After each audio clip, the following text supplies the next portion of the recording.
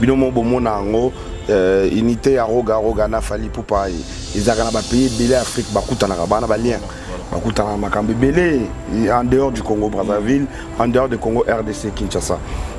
Des méchantes personnes, au Bangladesh, il y a même problème entre Roga, Tofali, Roga, deux autres artistes.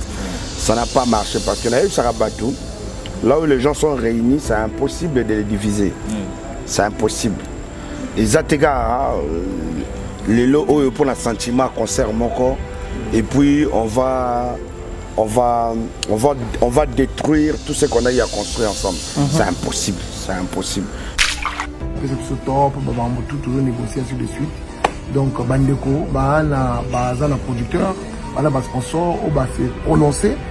Donc il faut que ça ait une chance. Babeta, dans stade Wana, et vous les capez très bien, qu'on se déroule très bien. Et puis Bisso peut être bête après, qu'on se les capé bien. Et puis Petit sous Bandeko la Bisso, Bayaya, Banin tout peut parler au bêta. C'est tout ça, c'est l'évolution de la musique congolaise. Faut pas battre de l'ango et comme un sujet polémique ou ce qui non. Bilomo Bomonyango, il m'a affirmé à Epsinga Yoro, tu sais qu'il y a des angoules qui viendront acheter leurs billets VIP d'or qui seront là. Comme ils ont dans la première partie, les angoules seront là. Les angoules seront là. Il faut Bayokana. Donc, Taroga, grosse force à Fali Poupa et toute son équipe. Bazangoul Koutou, façon billets, Bazo Yakana pour soutenir. Sponsor. Comme on parle de sponsors, que pensez-vous de cet événement sans sponsor? La vidéo avec les arabes le 24, j'ai reçu une invitation de Jean-Claude Van Damme et Jackie Chan. Vous avez reçu? Oui, j'ai déjà mon invitation. Donc vous avez votre invitation de Jean-Claude Van Damme. Et puis je confirme ça devant ici. Donc le 24, en tout cas jusque-là, il y a un message. Donc Petit Fali va se produire le 24 dans Katia, Stade des Martyrs. Oh là là. On a les bandes à Esplanade quoi. C'est le Stade des Martyrs. Finale à martiaux qui se produit en showcase Petit Fali. Mais là, ce Bozala Tembe on parie, Yomaïk Lokamba, si tu as des moyens, faisons le pari devant les gens. Quel concert est bêta? Faisons la Paris Awa. Il soit battu. 1000 €. Pas de problème. Tout ça il est à la Bissau. Le 24, Fadam. Il n'y a pas de problème. Jean-Claude Van Damme, Jackie Chan. On appelle vidéo. Il n'y a pas de problème. Donc ils appellent ma campagne. On se parie avec. Donc 1000 €, 1000 €. 1000 €, 1000 €. Ce qu'on dit concert, il y a Petit Falité. Le 24. Le 24 juin. Moutouba Kobete la rôle, c'était à chaque fois. Moutouba rappelle la carotte qui tuait. Moi, quand je vous regarde, vous êtes en train de m'attraquer un truc. Oh yo, et comme même pas dans Mpembe, il en a rien à foutre. Donc vous, de ce bon concert, vous pouvez faire mon pépé. Donc vous n'avez rien fait. Vous pouvez faire mon pépé. Bien, vous restez mon ramener nos salaires comme ça. Mais Batubayoka, Batunaye. Et bon, bah, retour aux Orandènes. Batunaye, Batunaye, communicateur naye. Batunaye, il entourage. Oh oui, entourage pourri. Toi, tu vas conseiller les entourages pourris.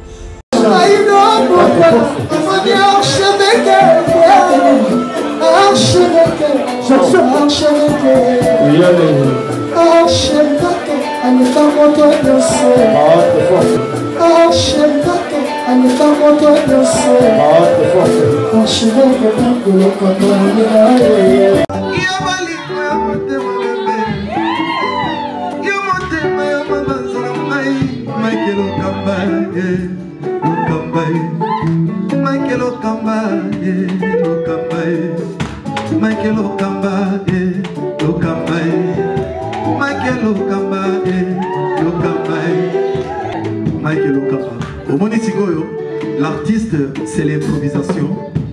La honoré dans l'émission. Africa Elengi TV, votre chaîne, l'incontournable, la star des chaînes.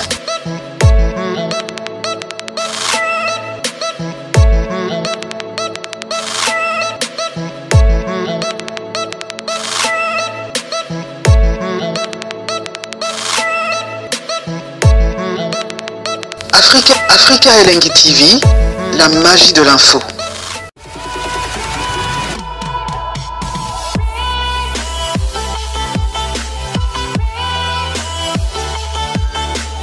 Merci à vous tous, vous êtes tellement nombreux à nous suivre ce moment sur Africa Elengi Télévision. Un grand merci déjà à abonnés fidèles, les bateaux, partager et puis bateaux, commenter, vidéo na biso. Je pense que ça la biso énormément bien. Ba remarque, ba reproche, et moi ça la ghetto mais kakobong ça musala comme il faut. Merci déjà na bateau, ba soutenir na biso de près et de loin. Na nosaki bino qui tout ça toujours on a pour aussi la bino musala comme il faut. Tout ça précisément na Congo Brazzaville. Na hôtel Saphir na ville ya Brazzaville.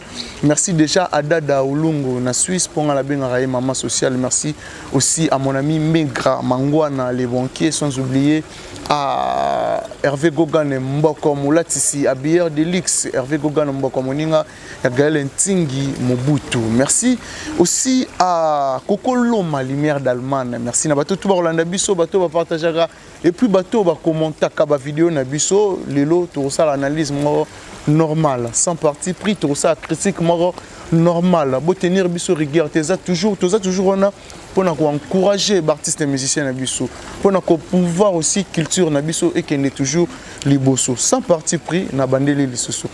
Là, j'ai dit déjà bonsoir à Shadrach, à Kangai, au Tozane na plateau, tous appelés aussi na Mike Lokamba. Shadrach à Kangai. Bonsoir mon frère. Bonsoir Kerry, Tanti, et puis bonsoir. N'abonné d'abord tout Afrique et Télévision. Un grand bonsoir à nos partenaires Topé Batutu Balandabiso. Si tu es non abonné, abonne-toi parce que tout ça en a à Brazzaville. Déjà, comme nous vous disons très régulièrement, surtout, tu es à apprendre à repérer des informations vérifier, traiter, bon, information fiable à la source. Si vous voulez vous en procurer, en tout cas, bon, s'abonner pour rater ma notification. Et je dis un grand merci à Bandeko tout soutenir Bisso depuis que Brazzaville et puis Bandeko tout bien Bisso par rapport il y a des remarques et puis Bandeko tout commentaire malam. Merci à vous, mais à Bandeko va soutenir Bisso faut tout temps à Bino quand même. Je dis un grand merci à Mexico de Lausanne et à Bisso Gobelisha na Pesio Bambote et Belé ba parents ya Rich on dit Louawa.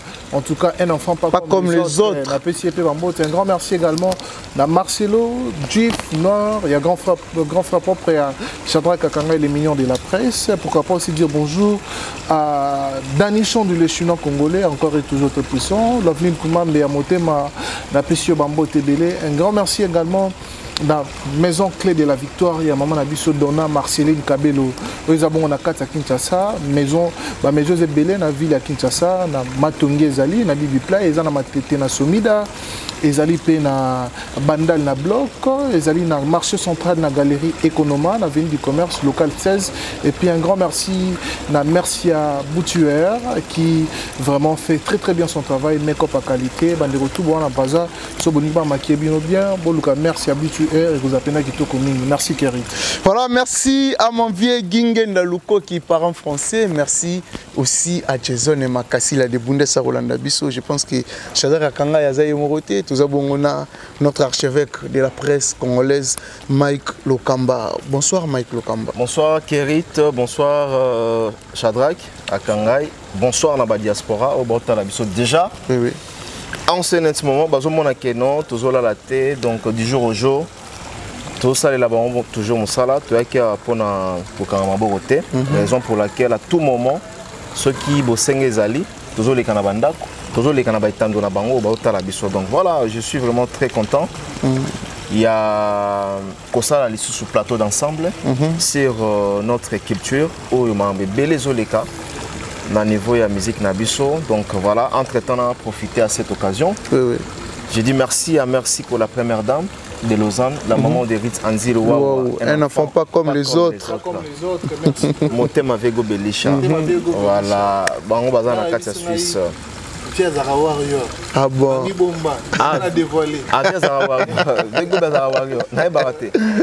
Voilà, donc tout peut s'appeler Bandeko Baza, bien, Junior Pierre Roba. les grands patrons. Voilà. Caribou, oui, na plateau de 15 ans, je crois. Plateau de 15 ans. Et puis Fatou la boss, le PDG Willy. Et Toka, les dragons de la monnaie. Les dragons de la monnaie. Topesi Bango Bambo. Société Eco Oil. Eco Oil, donc Topesi vraiment. Na ba staff il y a PDG, Bakalouji et puis ba président Odilon. Topesi Bango vraiment Bambo. En tout cas Brazzaville c'est doux. Brazzaville les a bien. Dans le Brazzaville c'est doux parce que Bayambi biso bien. Ok. Parce que biso na condition PA bien. Donc dans vraiment les boss Placide et bio business class. Oh là là. Tout le monde bien. Donc azana. Et puis il y a Venabiso Placide et bio c'est la générosité azanango. Très sympa. Et puis hospitalité azanango donc ils ça la biso bien à biso na ba meilleure condition. En tout cas, Kerit, merci encore une fois. Oui. Na ndengi na monyo lelo. Voilà, merci l'archevêque Mike Lokamo. Et puis aussi, na opé sa mbote na Anna la Barbie. Anna la Barbie, baxi la réelle ménage, taille électrique, taille guitare acoustique, na Turquie wana. Anna la Barbie, c'est-à-dire qu'il y a un qui toko et puis na taille bien.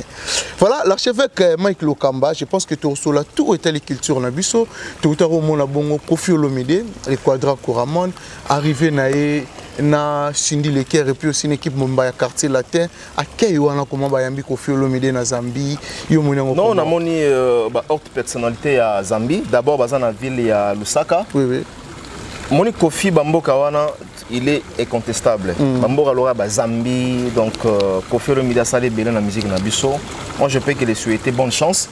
Na moni arrivé na bango avec Cindy Leker et puis les groupes quartier latin. Na moni bango na ba ministre ya Zambie et puis ba haute personnalité belé ou bayambi monsieur Kofi Olomide. Donc pour dire tout simplement que Kofi Aza plus aimé dans le pays d'Afrique. Aza n'importe qui. D'ailleurs Zambie wana, moi je peux dire que c'est la première fois n'a été donc à Betty Zambie wana plusieurs fois. Donc il maîtrise bien le terrain. Donc voilà. Bonne chance à Kofi Olomide, bonne chance au quartier latin, bonne chance à Cindy Leker. Et ça lui bien tous la image et puis tu commenter commenter ce que déroulement est là qui et puis concert et l'équipe dans conditions parce que ceci n'a besoin de là ba mission bazo voyager bazo qui ma pays d'Afrique bazo qui na ba Europe bope sarabiso concert aux ala inoubliable et za la tega ba concert pour la Kebeta Zambie ou bien la Kebeta Côte d'Ivoire, bah concert na binozo les cara inaperçu. Moi je me rappelle encore à l'époque avec de Wenge, avec je ne sais pas moi ou encore quartier latin avec monsieur Kofi Olomide.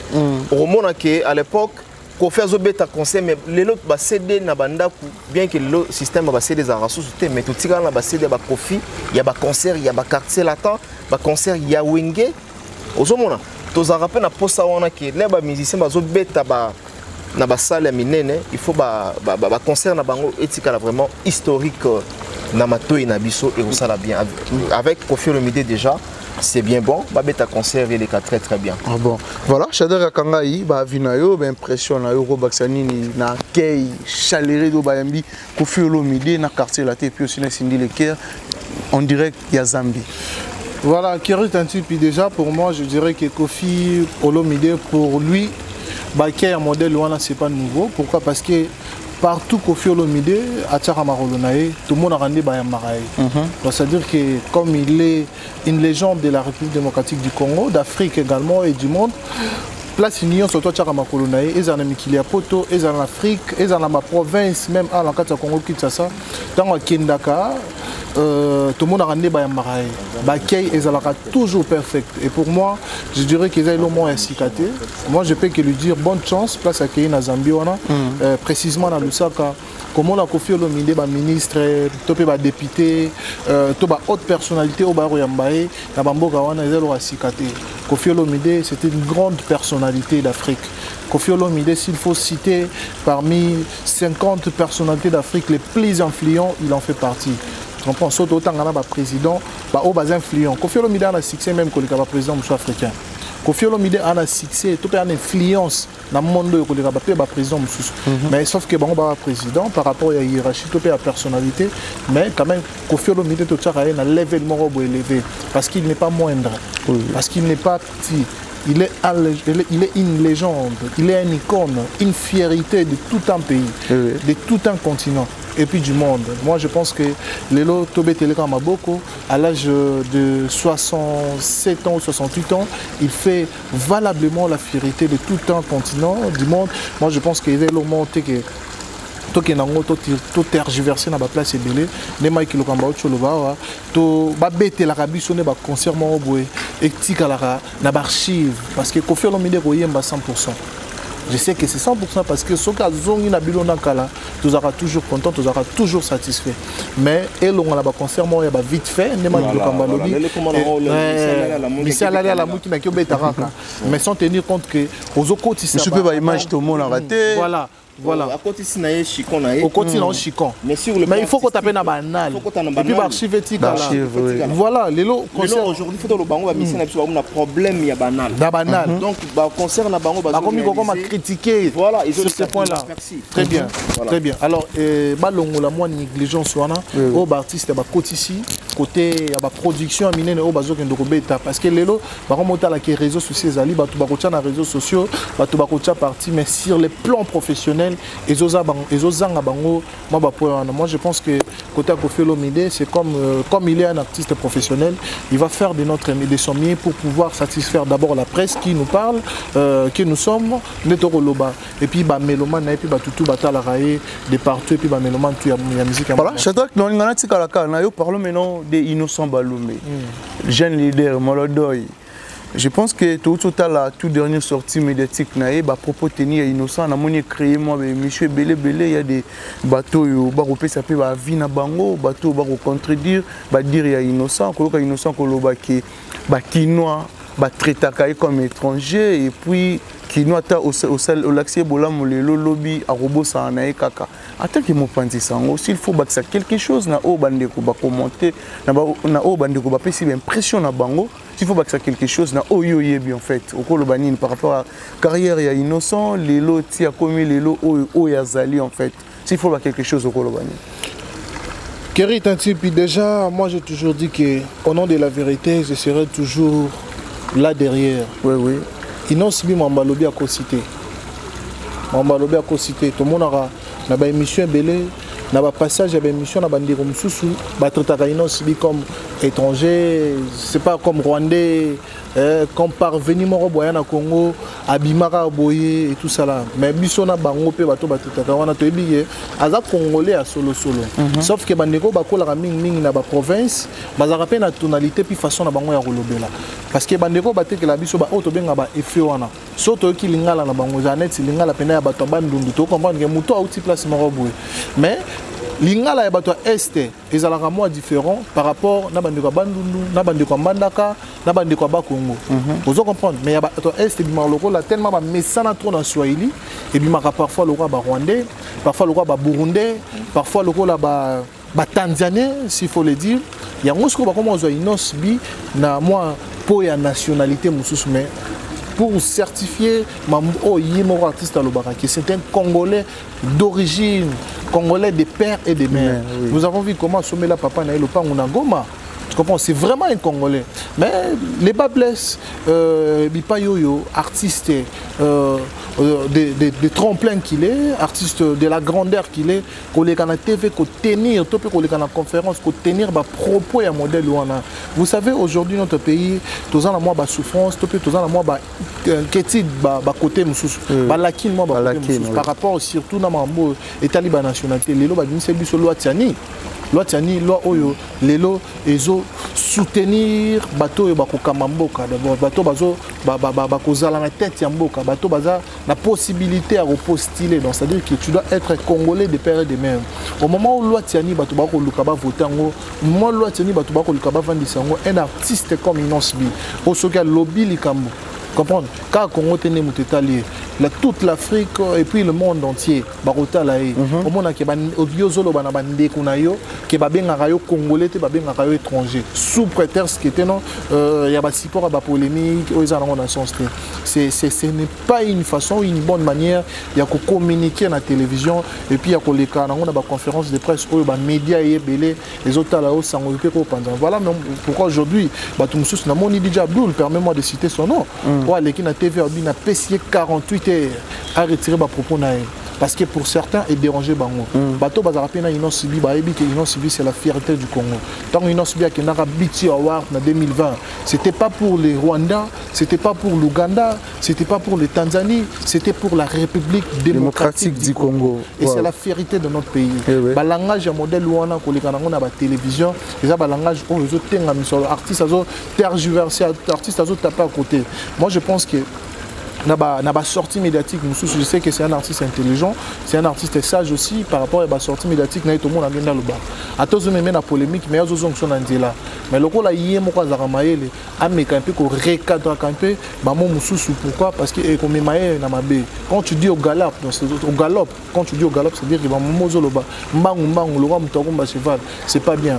Donc le mot là ba polémique et puis bah message na yo, topé bah parole na yo, il faut la clé. Donc c'est-à-dire que tromper au Yazanango, à le bélo moro et toucher le monde, et toucher le monde qui et déranger le public moro. Vous comprenez? Imaginez le président Fatou Moukatomolo Fatou Béton. Notre président de la République. Amonayo ou les qui n'a pas modèle ou na TV ou ça qui tout côté parce qu'il est déjà considéré comme un artiste congolais d'origine et de nature. Vous comprenez un peu? Alors de ce côté-là, moi je vais souhaiter ou je vais conseiller à l'artiste à me camper qu'on recadre en place. Mais ce qui est sûr, ce qui est vrai, étranger par rapport à la tonalité, mais ce n'est pas que solo. Même c'est notre phare de son. Donc moi je pense que du côté polémique, la TV, polémique loyale, il y a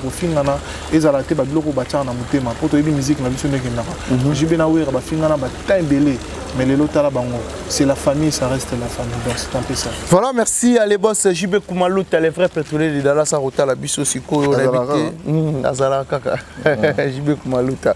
L'archevêque Makilo Kamba, s'il faut que ça quelque chose, au Chadra Galobi. Merci, Shanani Pierre. Mais sauf que je n'ai pas eu à regarder la vidéo. Nathalie vraiment vidéo il y a artiste était. Tu as maîtrisé en bien?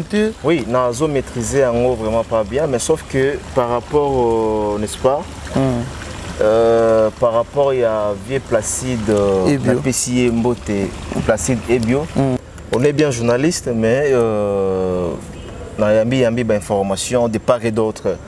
Ngana le belo moko omoni innocent, subi à subir mangambo trop et bani les lotés. Donc, en tout cas, bah, foncer mouté manaé. So mon a comme un niveau bon, on a pas si raison mais so mon peut mouta comme un niveau à bon parce que c'est que à subir bah critique, bah tribalisme de part et d'autre. Mon biso bah congolais le comment on l'a le muki on me qualifier moutou tel aza rwandais, moutou tel aza congolais té. Ça le rôle là yo qui retenu mon sawana. Groupe ya bâtiment boye bah on me le baké non bon.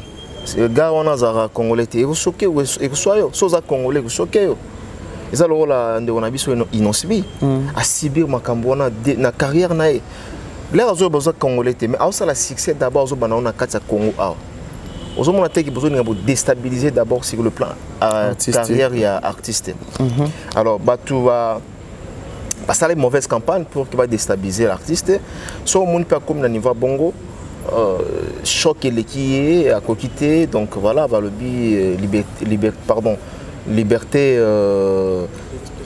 non liberté et libéraka donc à lobby bosolo après à se défouler mais à un moment donné tu es un artiste au monibo bo dépendra na sous choc té bo dépendra na ba émotion té c'est-à-dire que non vous avez émotionné on a pas seulement qu'on a dérangé ou y a na TV pour s'exprimer par expression ou y a nango et entre devant l'artiste il y a toujours une communication. Tout artiste a chargé à communication naï, a un département et communicationnel naï. Pour les canaux télévision, il y a tenir des propos à bongo pour n'en trouver un qui vraiment ils allaient vraiment professionnels. Tu es à niveau, il y a artiste. Parce qu'aujourd'hui, on peut tout dire, mais avec l'artiste, il est professionnel. Tu as vu la réalisation, Oyo Inonsbi, à Salaranaka, Sambo, on a vu le banda. Donc, artiste, le rôle à Inonsbi, à artiste, Mkete. À artiste, à Mounen. Il y a un bon cannabis. Tous les autres, fiers, il y a Inonsbi, on a comme artiste, cannabis. Alors, côté ni propos, il y a bongo, c'est-à-dire, moi, dans mon kopélisalisation sur moto, mon singa famille et katanara, et bien dans l'armée katanara. Donc, tu reçois un abisso, mais tu médiatiser en côté. Lelo, chaîne internationale, il fallait pas étaler en la télé. Il fallait pas étaler en la télévision. Ok. Il fallait pas. Du point de vue professionnel, il fallait pas tenir. Parce que il peut déranger carrière. Parce que il y a des gens qui ne sont pas congolais. Il y a des gens qui sont artistes qui sont congolais. Le nom même sont tous les Zambiens, tous les Ivoiriens, tous les nationalités. Il y a des gens qui sont congolais. Mais là, il y a beaucoup déjà qui s'excuser. Dans ma cambo, pas qu'on s'excuser. Là, il y a beaucoup au comique s'expliquer, il y a rebondir, ricocher. Dans ma cambo, bazo collé ou ils avrété. Donc pour nous, il y a des qui sont congolais. Puis j'estime qu'il est congolais de père et de mère. Ou encore à la 50, Nangambo à la 50 ans, biso tozo yamba qui congolais. Tout ce qui a discrimination à battre. Donc biso tout aux arabes battu. Donc voilà. Dadju, maître Gims, même les joueurs congolais au battre en France notamment Blaise Matuidi, congolais d'origine. Congolais d'origine. Mais comme ils ont changé de nationalité, français. Donc ils font d'abord la fierté de la France avant qu'ils le font, avant que ça y a Congo. Vous comprenez un peu? Ils n'osent bien à l'étranger. Azala Congolais. Comme il défend l'emblème du Congo, ça reste un Congolais. Vous comprenez? Mais il ne faut pas que c'est comme ça. Mais la communication, il ne faut pas souvent agir par des émotions ou encore des agissements impulsifs. Aussi, il faut le dire. Nous devons agir dans l'impulsion. À côté. Donc il faut mettre d'abord les impulsions à côté, mettre les émotions à côté pour agir le rôle professionnel. Voilà pourquoi l'artiste a choisi les bons cas pour eux, de ne plus passer à la télé peut-être une année, 2 ans. Peut-être que Bamalo Balanga et dérangera tout Bamalo Balanga, mais Maraba polémique, Bamalo Balanga et ça la vraiment Bamalo Belé. Donc il en a un avec ça. Voilà, on a fini, donc pas comprendre. Maintenant, c'est un artiste prochainement, il faut pas, ce n'est pas important. Et là, ils ont concerné la musique, les amas sala.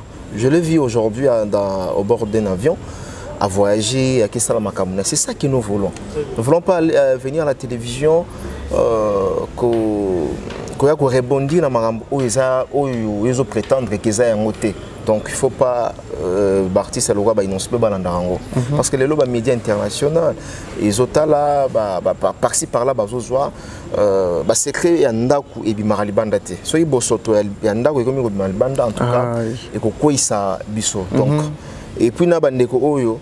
Bino bolingaka ko kabula batu bino bolingi discrimination puis tribalisme ils ont ça na kati Congo aujourd'hui en tout cas tous a contre ya makambo wana ba inosibi baza artiste congolais ou ba sala musala ya mboka ou bazo tombola drapeau ya RDC donc tout tika ko discriminer bango. Voilà, merci à Bituère, la maquilleuse, l'international, Tozana Congo Brazzaville, je pense qu'il y a eu ça là. Toujours mon salaire. Parlons maintenant de merci à Bituère, l'international. La maquilleuse. Hier à Syrah, pendant que on a beauté, a eu aussi la make-up bien, a eu aussi la souki bien, et puis il y a ça là. Dans le clip belé, il y a des artistes belé, notamment Kofi Olomide, Cindy Leke, voire même tout le monde a pu la place nous à travailler dans les gens pour ne pas citer les grands, mais elle fait très très bien son travail. Merci à Beauty, la maquilleuse, l'international aussi. On te salue, merci. Moi c'est Kitoko. Quand on musala ne aza Kitoko n'est pas ça la musala Kitoko. Beauté plus travail. Beauté plus travail. Ça s'appelle le professionnalisme. Voilà, merci. Nabato to Orlando Biso, parlons maintenant de Roga Roga. Je pense que annonce il y a date naé pour livrer concert naé na stade Alphonse Massamba Débat et créer makambo belé créer ba polémique et comme on a ba comparaison et tout le monde comment va me comparer date il y a le 24 juin entre Roga et Ferrego là bato balingara faire et puis ba revendiquer na ndenge na bango bato pe balingara Roga ba ko revendiquer na ndenge na bango na ebité Shadara Kangai comment na Roga ko annoncer date wana de yo eza très toté ou soit eza pression ba fanatique ba chietende tindie à annoncer date wana est-ce que ça malam ou mabe ben impression par rapport à d'abord moi j'ai des sentiments pour la publication topé annonce ya Roga moi j'ai des sentiments s'il faut se permettre de le dire déjà Roga n'est pas moindre ici en Afrique. Ici au Congo, Brazzaville, Roga n'est pas petit. Roga, ce n'est pas un artiste. Oyo lelo na Congo, Brazzaville, na Congo, Kinshasa, tout partout dans le monde. Matuba Kamwa, qui a ça l'annonce, il y a stade, il y a Mouké. Permets-moi de le dire, le roi Massamba Débat. Parce que stade Massamba Débat, ils en ont 34 000 places. Vous comprenez? Mais Roga, carrière, musique, ils ont 34 000 personnes. Ça vaut des milliers et des milliers de personnes. Vous comprenez? Oui. Donc, Roga, quoi, annoncer stade Massamba Débat, pour moi, d'abord, dans les sentiments premiers, ils ont Singapour, Koyora qui est artiste Moko ya Congo Brazza à Lingipe à Kendeko lancer des films Moko de tout le monde n'a pas Bisso certainement s'il faut le dire stade de martyrs ils unité de mesures topé unité oyo et ça là qui est artiste na biso mboka ba tester popularité na bango je sais pas sur contredire na place wana mais Kotopé à Brazzaville pourrait peut-être un souper comme on a Roga ko Kendeko bet un stade Massamba Débat cela pourrait être également option Moko ya malamu pour na il y a qu'à tester la popularité dans le unité au Azo représenté pour Namboka na bango parce que moi je pense que ce sera pour lui la toute première fois la carrière na abeta stade wana yemoko pena c'est-à-dire qu'il n'a Roga hormis les fémois hormis les FESPAM stade et plutôt les FESPAM j'allais dire pour fémois en Côte d'Ivoire hormis les FESPAM aux Zaki na Brazza tout le monde a artiste belé ba robeta FESPAM donc Roga yemoko il s'est dit oui na kendeko beta stade Massamba Débat pour moi je suis très content quelqu'un de robeta mais le deuxième sentiment langai oyopé nangina lobaoneza vraiment sentiment moko peut-être un monsieur bato balinga ba tenir en rigueur mais n'habité Shadara Kangai na kati oti excusez-moi toi on a deux volets premier côté premièrement est-ce que a annoncé yango pour Fali pour pas à Betty Stade Massamba Débat ou pas deuxième côté soit à Tcheli Ferrego la Libaya ou pas il y a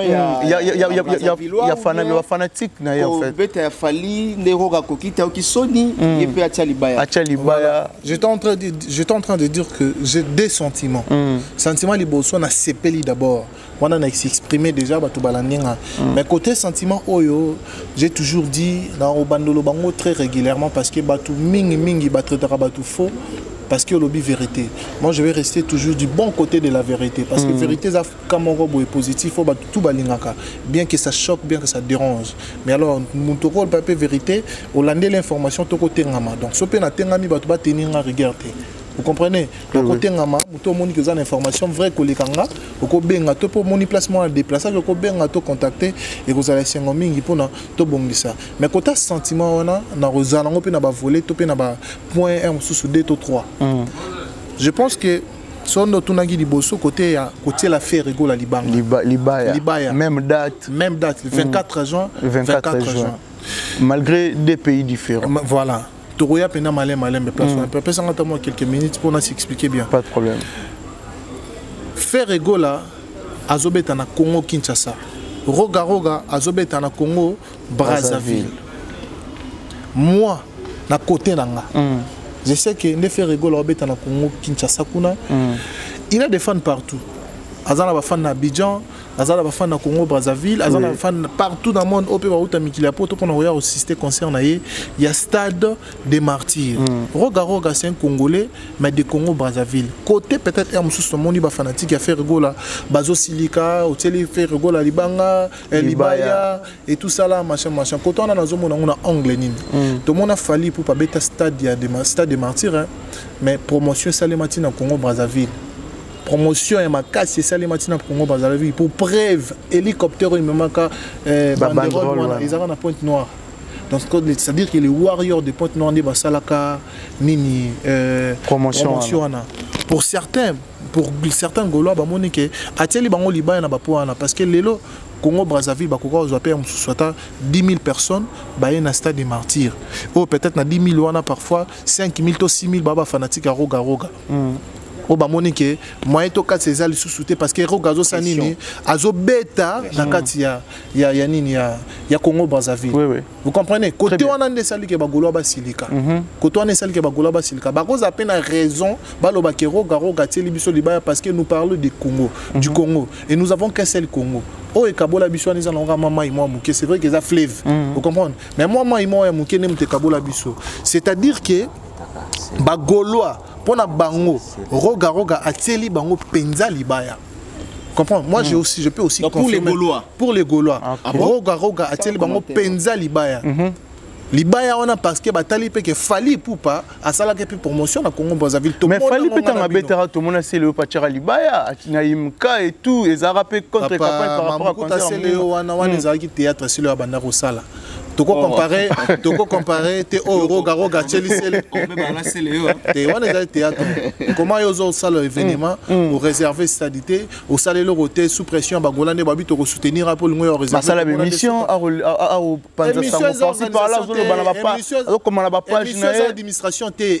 administration très bien vous comprenez administration quoi ça la émission personnelle tu roga ça réserver ma samba débatté et foutre ma merde ba ral bol pour les lots mutuma roya pe que bon moi je réserve le Massamba débat pour le 24 juin vous comprenez et foutre ma merde ba ral bol na Congo Brazzaville na tamu national monde que moko za moko mibeko so qui a qui sali réservation toi annoncer ka boy sous pression peut-être ya ba fanatique bani et foutre ba ral bol so ka a réserver qui vous comprenez il n'est à kitoko mais si on a une zone à côté de Gaulois la première volée pour Nassi Sango Gaulois ba moni pena bongo pourquoi parce que batali pe que fallait ça la promotion na kata Brazzaville et puis ba Brazzaville ngana yo to mona to kutana ba warrior rebelle ba lo ba ngana za ngina Brazza to kenda ki délégation de Sambo to côté ba warrior kuna to kenda ki de 500 to kenda côté ba warrior Gaulois pe bazali na Brazzaville il y a wana siko na zo ebisa OK ndepe ba Gaulois baza awa ba Gaulois na pe misusu ba koza ba fanatique ya roga vous comprenez c'est là où les bas blessent yango ne sali polémique kuna vous comprenez mais ce que soit côté à voler ne lobby que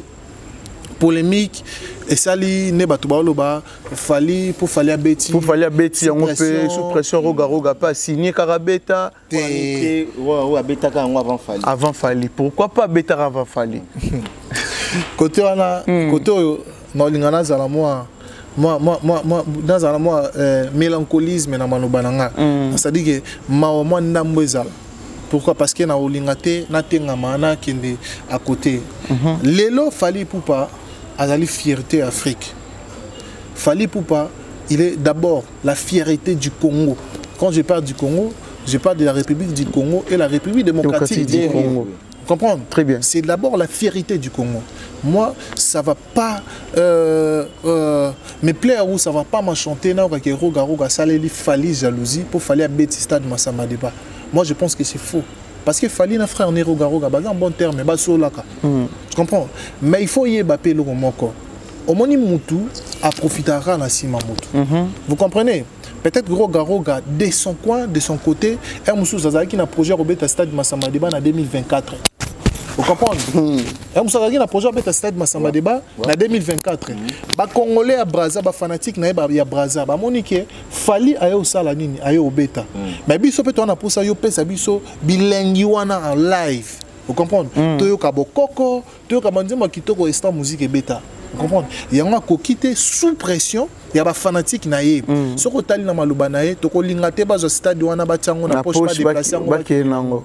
Ça dit que pour lui, à mon que ah, jamais. Les fanatiques n'ont pas aucune zala. Vous comprenez? Pas aucune zala musique n'anga. En tout cas, après frère n'a pas fallu, n'a pas na ça na sanini, na bêta.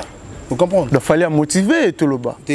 Motiver les fanatiques. Il fallait motiver Robim Saro Garo Galora moindre. Vous comprenez? Peut-être que les fanatiques qui n'ont motivé. C'est-à-dire que les fanatiques extra musique va bien avant banane. Et tu peux les fanatiques extra musique va bien avant banane. Zangoul. Zangoul, Monique bon. To motivé personne na biso sanini abeta to kinzala na e nga na mona du côté polémique parce que du côté polémique to mona net ki roga so pendeni pour fallait outil Congo Brazza Congo Kinshasa obeta na Congo Brazza mais ah ils amboka roga vous comprenez eza côté le côté qui so pendeni mais nga elo na moni mabe na makambo wana ezaka ki mambo to lobaki hier likambo ya pressé. Vous comprenez? Tout ça, là, il y a un débat, tout entends-toi. Quand j'ai comparé les concerts de Fally de Yu Arena et celui de Koffi Olomide. Donc, Fally, après ça, Yu Arena, moi avant, peut-être 6 mois, Koffi Olomide a nous sommes 4 mois ou 3 mois avant. Il y a un problème, on a la monnaie qui est roga à salaire.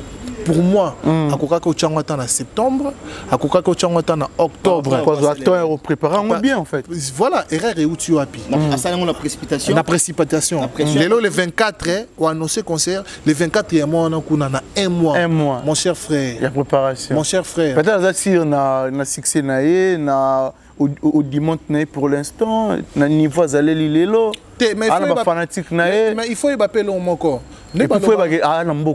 Voilà. Félix Ozé Kazab. Marie-Paul va critiquer pour certains musiciens congolais.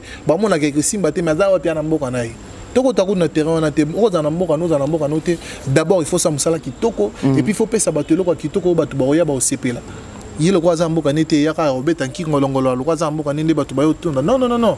Il faut montrer à ces fanatiques que Boroya na stade de Wana, Boroyo ka bokoko, Boroyo ka boye, Boroyo ka boye,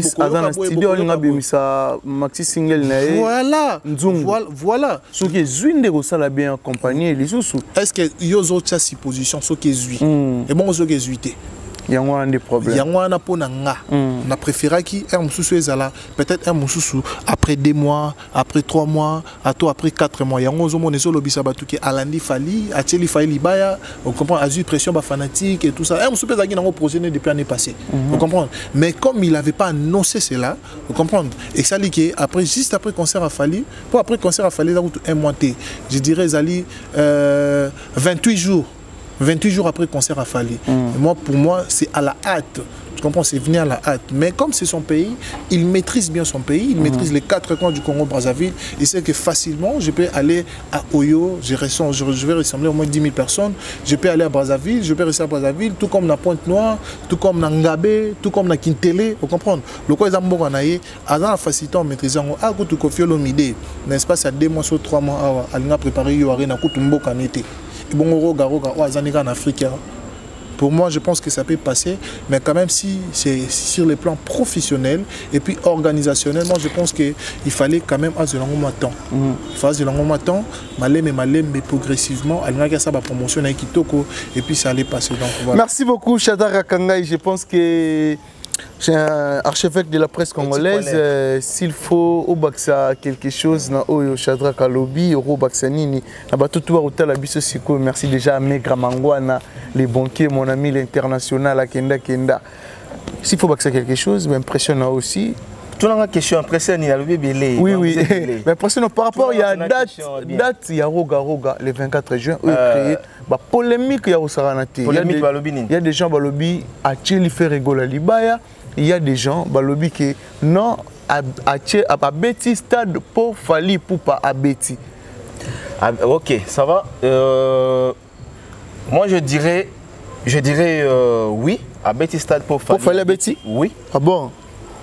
Parce que Tofana Namboka au Congo, de Kinshasa, Congo de Brazzaville, tout ce que l'on a placé Roga a annoncé concernant voire même Binotou Bobtel Baimage. Comment est-ce que le public est très fâché? Il y a Koloba, Bazana Posa, il y a Roga Beta Massamba débat. Surtout tout le monde vit aussi à tout le monde. Donc pour dire tout simplement que via pression, via Bosenga, demande il y a public naé.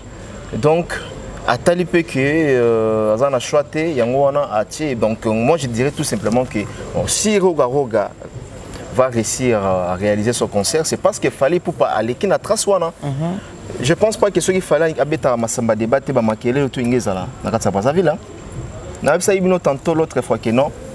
Nzela balanda ngora pas bateau basala avant. Voilà, nzela to leka, ndesi avenue de la paix ndesi to na ba ville awa. Au moment que bateau batonga nzela silam so bakufa na bango, mais biso to kenera to tambo na banzela wana. Oui oui. Donc c'est tout à fait normal Roga abeta parce que sur abeti et oui makeno même la histoire il y a Congo Brazzaville.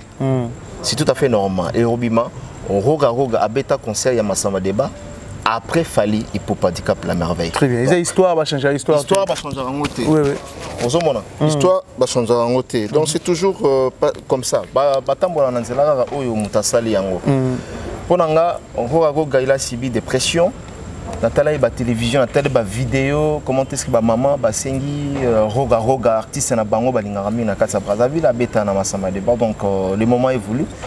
Le moment est convenable, donc à l'ouki jour on a eu le 24 juin à Beta Massamba débat, mais na moni pe batwabi comme si on a une polémique de l'autre côté. D'abord Roga a chrétien moi qui a le bic ba robotola elo ma lubi on abi ba rozo jamais stade ba on la poche ba ki nango. Non, voilà c'est tout à fait normal. Ils ont polémique était. Nous tous nous savons que en termes de musique, concurrence loyale. Ils ont des termes musicaux où les musiciens pour booster les fans na bango.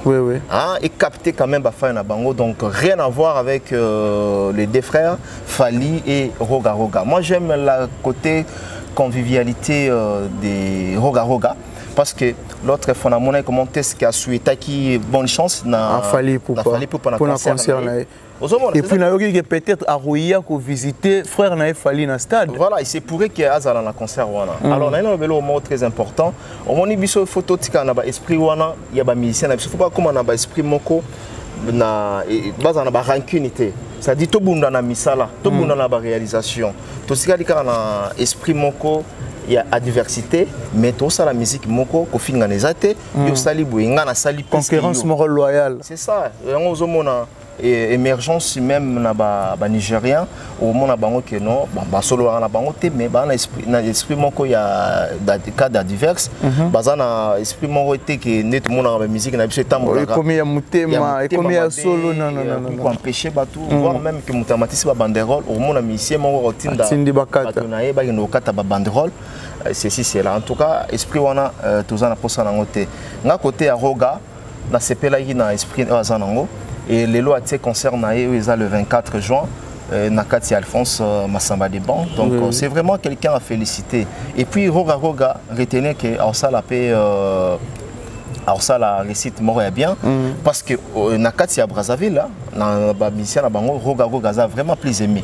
A vraiment plus aimé. Voire même que soit qui plus aimé te ngomona déclaration. Ba nga ba pression te. Donc tout ce qui a polémique qui a pamba tout ce qui a polémique qui a eux ils ont tout na makoloté mais tout le monde golo basili qui voire même na moni c'est le a revendiqué pour na faire côté Tali a revendiqué le bin aza contre date wana le 24 juin il y a Roga non Roga et c'est le bazar des personnes différentes c'est le azana vie na yazo maître Roga za artiste ou sala musala na yo pour moi pour la date tout ça dérive entre Congo Brazzaville et Congo Kinshasa.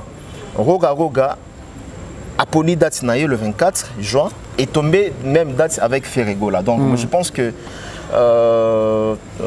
premièrement Kinshasa capitaine Abisso compte actuellement plus de 18 millions d'habitants. Rien qu'avec 18 000, rien qu'avec la capitale, Ferregola va remplir les stades de Marseille. Donc je vois mal ce qui Roga concerne le 24 awa Ferregola Salampia ou bien taper à côté ou bien concerne en flop je pense pas de l'autre côté le 24 à Massamba débat Ferregola de l'autre côté tous à 18 millions d'habitants na Kinshasa rien que na bateau bazana kata capitale barotoni sa stade ya Ferregola donc ça n'a rien à voir na ba polémique bato bazala que non Roga atie libaya non atie libaya comment yaza na Congo Brazzaville Roga Roga. Artiste et musicien, pour ne pas dire chanteur, artiste et musicien, il y a Congo Brazzaville, Ferrego Laza, artiste et chanteur, il y a Congo Kinshasa.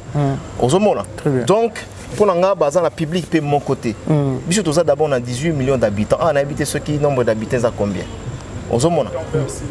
Donc plus de 6 millions d'habitants. Waouh, c'est beaucoup déjà. Donc le public, il faut déranger Ferrego la montée. Mais sauf que moi j'estime tellement tout le monde domaine si Roga Roga a pété date le 24, ça joue dans la musique, hein, ça joue. C'est-à-dire à créer moi polémique ça joue dans la musique, c'est tout à fait normal. La concurrence c'est ça loyal. Roga Roga tali que non, voilà. Ferrego la va jouer le 24 juin. On a le 24 juin. Pas comme mécanin, c'est-à-dire que à créer polémique. Tout le monde a avec Fali et c'est Léo. Tout le monde Fali a été concert en novembre. Tout le monde c'est en novembre, non? Il est en novembre, non? Octobre, non, octobre, le 29 octobre. Tout le monde Fali a été concert le 29 octobre. Tout le monde c'est Léo a été concert en mois d'octobre. Tout le monde a un papa, ça va trop vite ça. Tout le monde a trop vite. Et d'ailleurs, on a fait concert, pardon, c'est le concert le 29 octobre. On a fait Regola à soutenir CLE, à afficher le 29 octobre. On a page officielle. Et de Ranchaba. Tout est papa. Musique, ça va, c'est musique, on a fait fondement. Tout le monde a esprit, et la mentalité, tout ça, on a 4 Kinshasa. Très bien. Alors, c'est tout à fait normal, le Roga a créé le 24 juin et au déranger mon côté. Donc voilà, on a la polémique au réseau Salama. Et puis en même temps, héritier Watana, ça y a un concert non? En décembre. Tout le monde a été Léo, a été en décembre. Donc on a dérangé alors. Héritier Watana a robé un concert même jour. Fallait pour pas robé à Brazza, héritier robé à Kinshasa. Héritier dans le 26. Et ça le 26 je crois. Le 26 na Rotana. Le 26 na Rotana, oui. Le 26, c'est pas même date, le 26. Mais écoutez, il coïncide. Là, on se peut la coïncidence. Donc, là où il y a coïncidence, moi je pense que ça ne va pas déranger. Et puis, ils sont loyal. Regardez le 24 juin, parce que peut-être à Monifier Rego l'a pété le 24 juin. Na Kinshasa, il peut être le 24 juin. Soit pas arrivé à calcul ou à naté. Ah, ça n'a calcul ou pas, ils ont que musique qui a deux rives, tout ça, on a posé dans le web, dans le stade, on a et ça l'a bien. Donc voilà. Voilà, je pense que tu vas continuer, archevêque Nazanayo. Le quoi tu soulevé pour un fait rigola. Non, on a fait tout me remettre le soulevé à faire rigola pour un stade naïe et le 24 juin. Mais jusqu'à présent, tout le monde a sponsor moroté derrière Ferré. N'habitez au déranger, archevêque. On a le bac déjà qui est au déranger. Je n'ai jamais vu un concert au stade au Ebeti avec sans sponsor. Dans ce cas-là, on a hôtel. Dans le bas déjà, tout le monde a hôtel. Nous avons vécu avec le Wenge, avec Kofi Olomide à l'époque, King Kester Mené, Tomole Babambebele, Beta avec des sponsors. Dans le niveau, il y a rang, il y a fait rigola. Dans la notoriété aujourd'hui avec l'artiste. Artiste, à un devoir, il y a un sponsor plus de 5 ou 10 même. Oui, oui. Comment on a fait rigola qui s'affiche, qui fait une annonce avec 100 sponsors, logo Morizate, sponsor Rezate, et ça. C'est là où les bas blessent. Ils ont ça biso. Parce que au moment où sponsor wana avantage na bango ou bien rôle na bango ezaki place oyo message ko komate ba sponsor wana ba komisara ba message qui veut dire tout simplement que faire rigola te muto tambola ou bien staff na ba tambola ba fin fond ya 4 coins à Kinshasa pour battre ba billet. Mais avec les sponsors, ça pouvait aller, ça pouvait marcher. Tout le monde a commenté ce qu'il y avait concert, au monde avant une semaine ou 2 semaines, il y a sponsor. Tout le monde a un carnaval d'abord, il y a un sponsor, il y a un tamboulaka. Il y a un concours. Il concours, il y a un podium. Il y a 4x4 égale combien, 2 plus 2 égale combien. Ceux qui gagnent, il y a un billet, ceci, cela. Soit semi-produit dans Bango, c'est la promotion. Ils ont un matraquage local. Oui, oui. Tout le monde a avec Wenge, au Sombini Niboye, ok, tout le monde a partout. Alors pour faire rigoler, ça craint quand même. Ça craint. Tout le monde. Parce que on les a maman famille. Grand Liboulou. Ils ont Grand Liboulou. Ils ont chez Tembate. Ils ont nini au Shark Club, ils ont nini au stade de Tata Raphaël ou encore Showbiz. Ils ont stade Wanate. Ils ont stade de Marty et Melara. Pour les attaques 60 000 bakoti, au moins il y a 10 personnes. Au moins, attaque 70 000, au moins 10 personnes. Pour moi, la foule, il faut au-delà même il y a 80 000. Déjà, comme on a score full. On les a stade de Marty. On va voir ensemble Babuka yango, Bajibem Piana Babuka yango à l'époque. Mais l'air yo mon a wenge fait rigola au lingo, il faut contenir, il faut sous-basser. Très solide. Donc il faut battre la simanayo, tel que non, j'ai les sponsors tels, Brassicole au dans travail naïe, au PCP ba condition, dans la pour ça qui va billet et comati boué.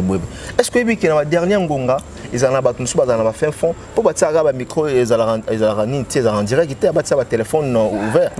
Au moins battu bando benga pour dire que biso dans la selemba awa tu es bandé te to procurer ba billet to zo ba billet ndeni ils ont bateau ba rozana pour ça ba billet wana. Oui. Moi je pense qu'avec l'artiste lui-même a roko sala makambote donc pour ça la mie magamba concert naïe devoir o yazango et ça que il y a ko luka ba sponsor s'il faut vraiment à l'agressif ah luka ou soit ba sponsor non ngana ibi que sponsor na alandaka ngana ibi que sponsor via Audimat via l'ICAM Impact. Et là, actuellement, ceux qui sponsors ASA concernés, à Hollanda, ils perdent le caillou. On a évité jusqu'à présent ceux qui négociations les alliés, parce que tu vois, encore un mois, tu as évité. Mais déjà, tu as évité. Ceux qui sont sponsors, ils faire recommencer les spots publicitaires, à recommencer en spot d'annonce ou à rebander l'ango. Peut-être, soit de changer la formule, ou panneau tout soit affiché bibi ba affiché mathématique bon ça va logo ba neni ou épisode de ce bail ouais comme déjà impossible donc ba mais c'est une impossibilité s'il vous plaît il est temps maintenant que l'artiste à la moka ou encore l'entourage de l'artiste fait rigoler toi la pour ça les tout monde toi fier les tout monde quand fallait réussir son concert dans le stade de Marty tout le monde a pu faire wana bazo réussir concert na bango les Gaulois bo fongola misu il est temps maintenant que bo fongola misu ba la moka Boza devoir faire accompli, Boza na devoir moko oya osala kenon, ya ko prouver de quoi vous êtes capable. Boza na posa le stade où on est tonda et retourne dans la condition nini. Quelles sont les stratégies ou déjà besoin mettre mises en place pour que concert wana est à la plan, je ne sais pas. Tout ça pena Yorobo awa. Yorobo Soga. Bonsoir à Yorobo. Donc voilà ça se passe comme ça. Donc voilà. On a le bayangwana. Chadra Kakanga il impressionne par rapport à au archevêque à lobby, Yoro Baksanini. Na lisolo ya Ferregola Tisiko sans sponsor tout le monde ba publicité ou les caméras sans sponsor ils a risqué pour un événement artistique. Moi je pense que tous on a une idée paradoxale. Je crois que tous a vraiment la même lignée. On a un exemple moi qu'avant là le bas. Bon temps to comme en classe. Sozo comme en feuille, so support exaté. À tous on a écriture en nini. Au moins on a pena que makamozo comme les autres tengama ils ont maso qui pende nini. Vous comprenez un peu? Donc ça veut dire qu'il faut un support pour Okoma Kitoko. Si tu as support à toi, il faut respecter la ligne.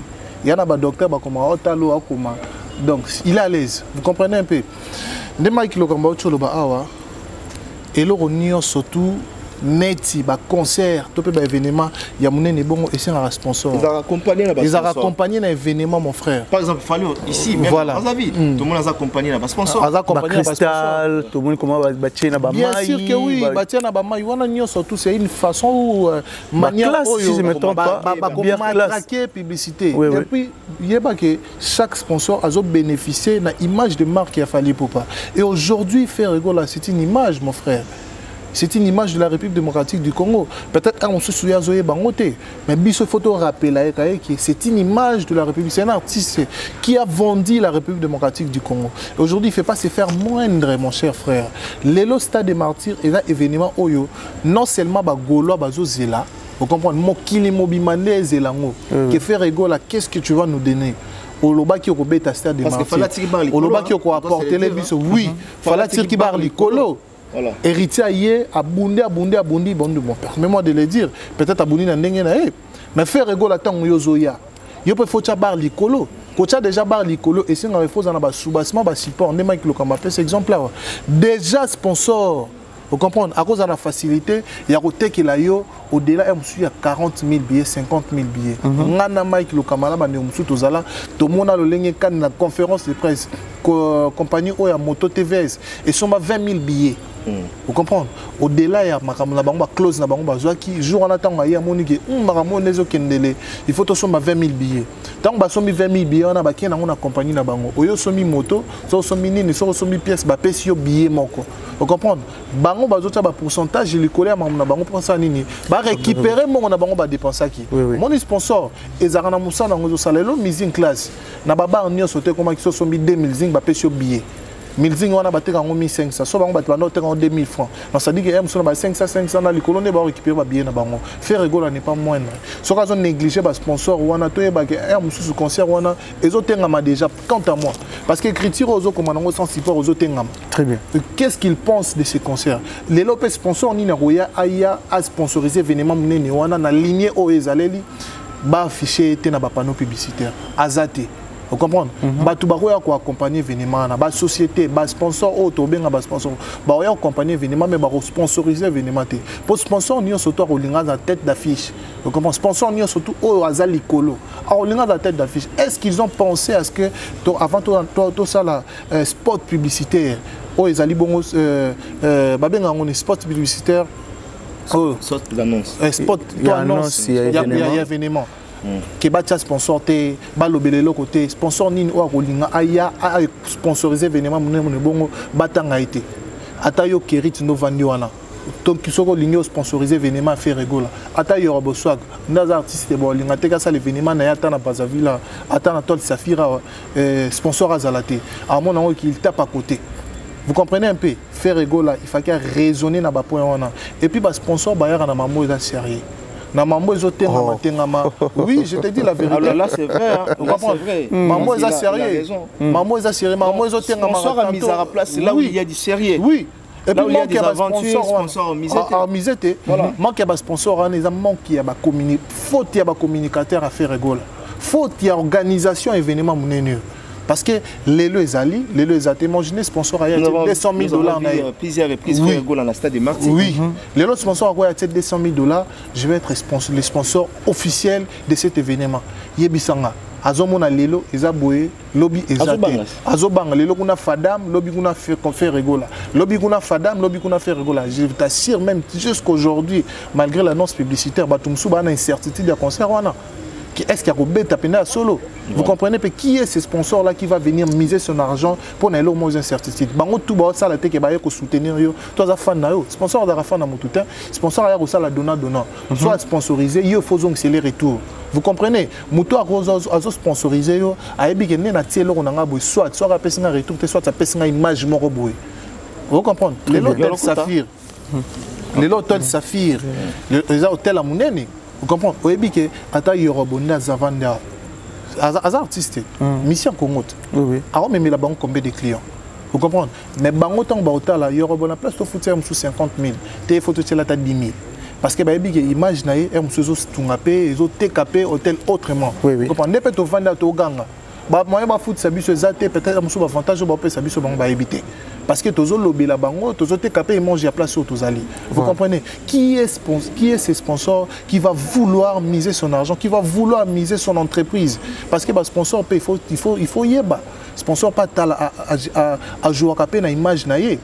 Parce que les autres impactent toute la société le roi Vodacom. Que pensent les Kinois par exemple? Est-ce que les Kinois va capter un événement?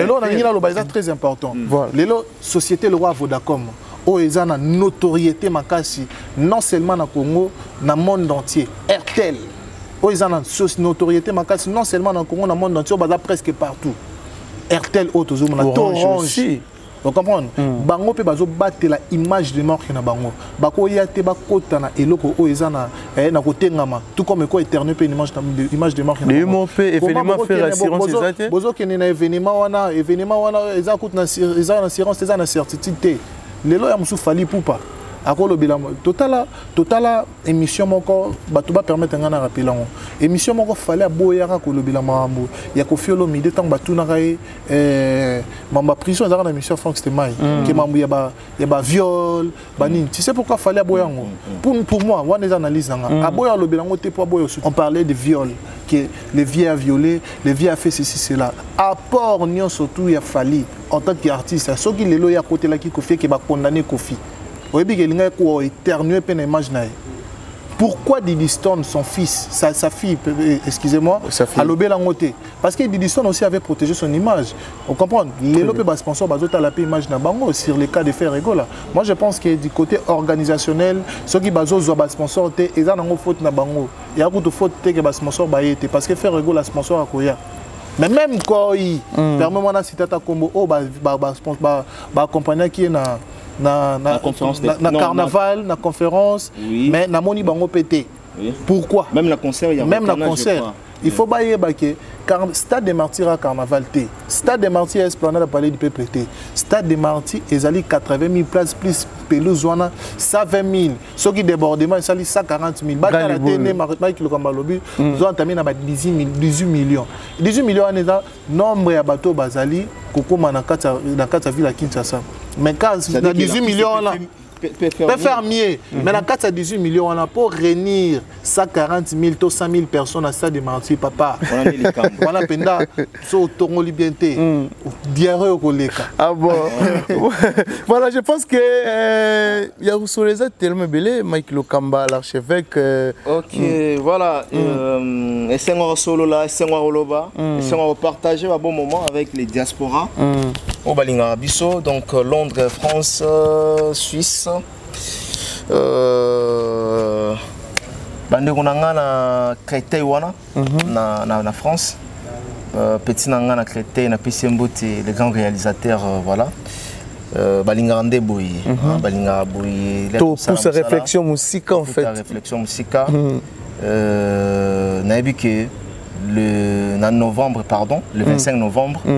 Le 25 août, on a déjà en novembre, nous avons allé sous en France pour un concert, il y a fallu, toi un grand événement. Il y a eu Arena. Nous allons sous mais nous avons annoncé que s'il faut travailler avec Ferrego, là, le concert n'est pas battu à mon qui non. C'est ça, donc nous sommes prêts à travailler. D'ailleurs, tout au Kiti Kinshasa. D'ailleurs, tout ça va bien et le professionnalisme. Donc voilà, il faut que déjà équipe et contacter voilà. Déjà promotion. Je pense que Tozana Yorobope Awa, nous avons ça l'entrée na Epena, l'archevêque Makilo Kamba, Yoroba ça l'entrée na pour éclaircir biso très bien na sujet ya roga missine. Je pense que y a na information vraie et puis il y a source à repérer ce biso pena information il y a bien il y aura aussi à venir entraîner et aussi vraiment bien à côté comme ça tout mes gars solo là bateau balanda biso balingara vérité balingara tout peut ça bango information il y a vrai et puis la source il y aura ça information moko sur annonce il y a concert il y a roga pour batebele ba redouter batebele ba lo batro tout moni et créer peut même ba polémique donc batozo ebaté qu'est-ce qui se passe dans Brazzaville parce que moi Mbutumbuté salam na ba page ya ba réseaux sociaux nyon surtout roga annoncé concernant le 24 juin roga après concert il y a fallu azobeta qu'est-ce qui se passe est-ce que y a-t-il un antécédent y a-t-il un langue sur roche avec roga et l'artiste Fali est-ce que Boka Nizali nani Yorobaza ou Aib Sabiso Soki le préparatif il y a roga exactement est-ce que ça là encore pour Fali pour pas zobeta concert ndenge Fali pour payer kozwa clé awa to éviter parce que Yorobo abi Aib que non a tout solo là na roga donc bo solo linini so bo solo na tongo Yoro oh là mon là pena analyse ma casse non ça n'a rien à voir le problème est que la question non le lobby ça n'a rien à voir tout moni je pense qu'il y a même eu des méchants personnes au Bangladesh il y a même problème entre Roga, Tofali, Roga, deux autres artistes. Ça n'a pas marché parce que Naïb Sarabatou, là où les gens sont réunis, c'est impossible de les diviser. C'est impossible. Et Zatega, les lots pour le sentiment concerne mon corps. Et puis on va on va détruire tout ce qu'on a eu à construire ensemble. C'est impossible, c'est impossible. Binomo bomonango unité à roga na fali pour pas ils agana ba pays belé Afrique bakuta na bana ba lien bakuta na makambi belé en dehors du Congo Brazzaville, en dehors du Congo RDC Kinshasa. Donc moni mboka oyo ezamboka ya roga ezamboka ya fali pour pas ezamboka nga yoroboso ya mboka na bino biso penda Kinshasa na Brazza ezamboka moko. Donc terrasse ka onde kabola biso. Donc fleuve ko tout est terrassé. Terrassé. Sur monastère, c'était Caradon, rien à voir. Donc oui, dans cela on a roga parce que nous les gars du trop. On va se le dire en face. Nous les gars qui est belé et il fallait qu'on katayango parce que au cas moi boye fanatique nabiso ça veut dire que naba fanatique na biso ba warrior naba zangoul et ngai sala moi et aussi mbata voilà toute la famille donc je pense que yango il fallait qu'on katali wana yango monique. On a remercié encore le président Roga. J'ai eu à parler avec lui. Okay. Il était très content. Il m'a dit en tout cas, il y aura toi, en tout cas, il était très content. Okay. J'ai eu à parler avec d'autres gens, ils comprennent. Ils comprennent mais quand je parle avec toi, je pense que je suis apaisé, je suis pépère. Donc, Soli et puis à Talissi, on appelle à Talissi, Yomoro Yebi, Warrior, toujours en attaque. Toujours en attaque. Donc, et il y a le président Roga a l'émission à Paris, où il a confirmé, le 24, confirmé que le 27 mai, où il y a week-end, au samedi, les fanatiques n'ont pas de il y a mon père là. Il à Paris, ils ont préparé l'album. Donc, du coup, a recommandé vraiment. Et j'ai eu beaucoup de gens, quand j'avais posté sur ma page. Avant-hier, sur ma page, quand j'ai une photo, il y a patron Nanga Fali Poupa, na grand frère Nanga Roga. Donc du coup, même si on commente qui va comporter, mais tu nous fais des on n'a rien vu. Comment ça vous avez rien vu? Il fallait reposter vidéo sur au Roga Zoloba. Donc souvent dans la vie, il ne faut pas écouter n'importe qui. Il y a des gens, il y a des méchants personnes qui sont là seulement pour diviser. Nous, on ne peut pas nous diviser. On comprend. Voilà. Roga, c'est un champion, fallait pour passer un champion. Binomo Bomunyango, président Roga, il m'a affirmé à Epsinga Yoro, tu sais qu'il y a des angoules qui viendront, ils ont acheté leurs billets VIP d'or. Qui seront là? Comme ils ont la première partie, les angoules seront là. Les angoules seront là. Il faut Bayokana. Donc, ça veut dire c'est ça qui montre la famille. Alors, donc on appelle ça on peut monter. Mon na bela papa au Tchombe. Donc alors, toujours. Quelle a été la motivation il y a Roga Azobet ta concert pour Azu pression? Non, Azobet ta concert pour Azu pression, je ne pense pas ça. Ngana na Oloba Oebi fanatique c'est très important dans la vie artiste. Oui, et ça là fanatique nous sommes surtout les caca qui fanatisme au commis pena que au toucher mai kolokamba to bomani. Ndo moni biso ba warrior de tout ça. Donc nous on s'en fout de tout ce qui se passe autour de Fali. Sauf que quand tu touches à l'égard ou à la personne de Fali, ben automatiquement il y aura debout, tout le monde est debout. On va charger sans qu'il donne l'ordre même. C'est déjà chargé. Donc famille warrior, ce n'est plus les fanatiques warrior, c'est devenu famille warrior. Donc armée warrior. Donc en tout cas, je pense que Roga, il était temps qu'Abetanaï. On comprend. Na kata vidéo au lobby, Bouillon Monique Roga lobby que non, mon frère il a joué parce que sponsor ne va répondre présent. Tu as une coïncidence après Fali Roga, c'est une coïncidence. Après Fali Roga, c'est une coïncidence. C'est que sponsor, il y a. Pendant tout ce temps, Roga, pendant tout ce temps, il a fait son succès ici à Brazzaville. Chercher des sponsors, ça peut prendre même une année, même 2 ans. C'est une coïncidence. Même 3 ans. Et ça, justement, quand les sponsors ont accompagné Fali et motivé le staff, il y a Roga, ils matraqué sur ma casse. Et puis, c'est vraiment encouragé. Tout ça, c'est phasé. La Mugimbangu, Babi, Mais Fally, comment il a trouvé les sponsors? À ça, qui c'était dans Bissokara, tout le monde Tongo, tout le tabac cravate, tout le sponsor. Je pense que ça les a motivés, ils motivaient Bango. Et na Monique, Roga, quelques jours après, à Tchéni Naé, le lot qui en tout cas, il est maintenant prêt, c'est qu'il a trouvé un bon sponsor. Très bien. Ok. Je pense que dépendant de la organisation, de la détermination. Très bien. Fally pour passer quelqu'un de très professionnel. Ça veut dire qu'il y a du professionnalisme dans sa vie. À Tchapena, loi Mokoke, ce qui est professionnalisme, donc ça ne sert à rien. Fally pour pas, Azam musicien, de bon bongo, talakakaye, agemi kangela maki. Donc ça veut dire que sponsor est allié, organisateur est allié, Yazaka na pour ça, Baebisaye, Moutonaye Oya Camerounais, tu fais le balance à 20h. Tu dois t'habiller à 18h30. Il y a Zelaka Wana. Na texte. De ce cas, il y a mis encore bon, je commence à telle heure, je vais finir à telle heure. Très bien. C'est ça. Mais comme on parle des sponsors. Équipe. Il a toute une équipe bien chargée. Fally Azana vitesse Moko Yamakambo. Tu ne peux pas imaginer. C'est pour cela, Bisso pour la Bisso, artiste congolais, Nyonso Yambo na Bisso, je pense que c'est bon mito émergé. Hein?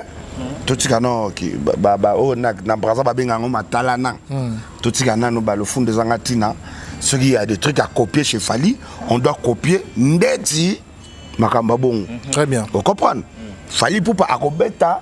Na Paris la Défense Arena na novembre a publié quand na mai tala écart 6 mois avant il y a rotala que boze l'attaque bato ba no somba ba billet na ba août le même jour a publié lendemain ba billet sili au moins makamsu c'est ça tana no mutu. Très bien. Mais on a une question encore. Comme on parle des sponsors, Lélo, tout ça l'analyse, on a parlé de ça. Qu'est-ce que frère Nabisopé, artiste congolais, le roi Ayo, Azo Sibir, les Kamoya sponsors, Tomoni, Naba fiche naïe pour un événement naïe, Ferrego là, à Maramba sponsor vraiment côté naïe, tout comme on a noté. Alors que l'événement n'est bon et c'est un rappel bas sponsor. Comme on parle des sponsors, que pensez-vous de cet événement sans sponsor? Bah vidéo avec les ragas parce que il y a des non ça fait rire parce que tout le bango plusieurs fois Moutubako bete la rôle c'était à chaque fois Moutubako rappelle la carotte qui tuait. Moi quand je vous regarde vous êtes en train de m'attraquer un truc. Oyo et comme même pas n'empêcher il a rien à foutre de vous de ce bon comme ça au précédent bon précédent on a mon pépé donc vous avez rien fait bon précédent on a mon pépé bien moi c'est mon ramener nos salaires avec comme mais batu bayoka kamera batu nae et bon bah retour aux orandene batu bayoka batu ni bayoka batu nae bureau nae ba communicateur nae batu nae ni entourage. Oh oui entourage pourri. Toi, tu vas conseiller les entourages pourris. Il y en a le kata Batresi Eleza, Trésor Congolo. Kata bangodi. Kata.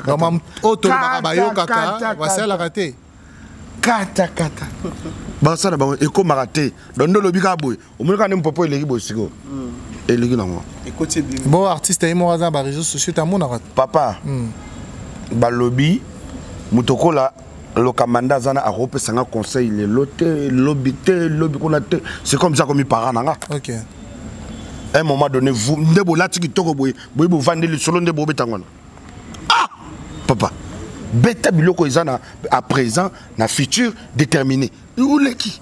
Ah, voilà ce que vous dites. C'est ça, voilà, c'est ça que je voulais dire. Ezali kambaro dénigré, ezake, bozo solana mabanga. Solana miracle. Non, ils ont traité artiste monnaie le roi faire égol à Libanga. Libanga déplacé. Parce que ils ont traité artiste monnaie le roi faire égol à Libanga. On a compris. Bandaka ka faire à PSA Cop. Non. Ma Simbate donc Kotsarando. Michael Kamba. Faire Aïda Mele. Faut se rappeler. Michael Kamba. Écoute-moi, je vais te dire quelque chose. Ok. Dans la vie, apprenons de travailler avec des gens qui aiment travailler. Très bien. Apprenons à avancer avec des gens qui ont envie d'avancer. Très bien. eza na makambo ya polémique te, eza na makambo ya jalousie te, eza pe na makambo ya nini te. Ça je vous dis la vérité. Vous êtes en train de parler à quelqu'un qui n'écoute pas, qui ne voit rien. Et de quoi vous parlez? Vous parlez à quelqu'un qui, à 7 heures que je te parle, il a une lunette de fumée. Vous parlez à quelqu'un qui est entourage de Bamou Baye Bate. Si il n'y a aucune autorité, il y a un ministre à sport, ou il y a déjà, il est au là. Il est au là. S'il s'est macanisé. Et là, on a l'ignoré baissé aussi, ça on a tout yoka, et là on est qu'au baissé jusqu'à tel point. Papa, il y a une autorité à stade. Soit disant, on se produit dans stade à un stade. Aïe, autorité à stade, l'oba.